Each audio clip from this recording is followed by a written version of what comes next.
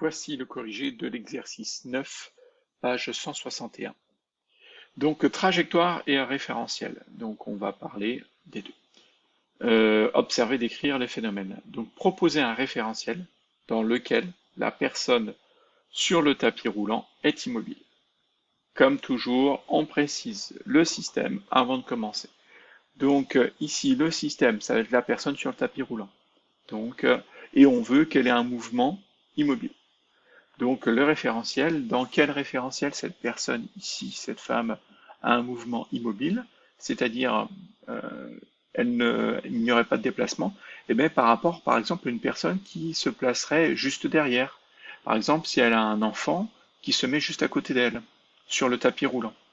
Donc la distance entre cet enfant et la femme n'augmenterait pas, ne diminuerait pas, ne changerait pas. Du coup, en fait, on pourrait dire que la femme a un mouvement immobile dans le référentiel tapis roulant. Attention, quand je dis tapis roulant, c'est pas par rapport à ce qu'il y a sur les côtés du tapis roulant, mais le tapis lui-même.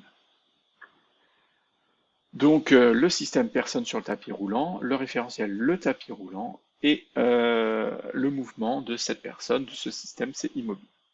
Ensuite, proposer un référentiel dans lequel la personne sur le tapis roulant est en mouvement. Donc là, en fait, on en a plein. On va toujours fixer le système, la personne qui est sur le tapis roulant. On veut que cette personne soit en mouvement. On ne précise pas le mouvement, donc le mouvement peut être n'importe lequel. Donc le plus simple, ça va être me placer dans un référentiel, par exemple le banc. Je vais m'asseoir sur le banc et observer le mouvement de mon système, qui est la personne sur le tapis roulant. Et ce référentiel, ici, il est terrestre, le banc, parce que le banc est fixe par rapport à la surface de la Terre. Et donc, là, le mouvement du système, donc la personne sur le tapis roulant est en mouvement par rapport au banc.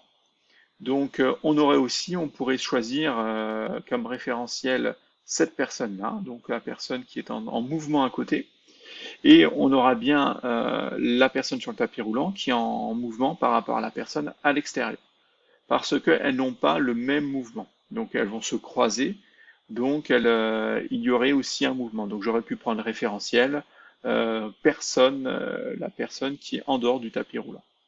On aurait eu aussi le mouvement du système qui est ici en mouvement. Conclure quant à l'influence du choix d'un référentiel.